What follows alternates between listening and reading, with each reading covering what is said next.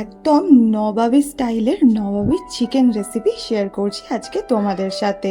প্রথমে একটা পেস্ট এটার জন্য বানাবো। ধনে নিয়েছি, যার জন্য নিয়েছি গোটা জিরে, বেশ কিছুটা মতন কাজু বাদাম, চারমগজ, জয়িত্রী, জায়ফল, শুকনো লঙ্কা, গোলমরিচ, এলাচ, এমনি একটা লঙ্কা নিয়েছিলাম, ঝাল লঙ্কা। এটাকে দুধ দিয়ে ভালো করে পেস্ট বানিয়ে নিয়েছি।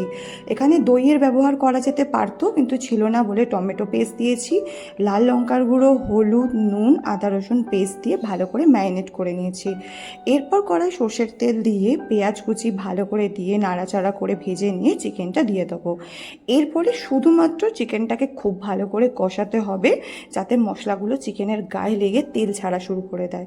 তারপর কসুরি মেথি দিয়ে আরেকবার খুব ভালো করে কষিয়ে নিয়ে যে মশলাটা মাখিয়েছিলাম চিকেনে, সেটা ধুয়ে জল দিয়ে সেদ্ধ হতে দেবো। ব্যাস, সেদ্ধ হয়ে গেলেই নামিয়ে নিলে রেডি নবাবী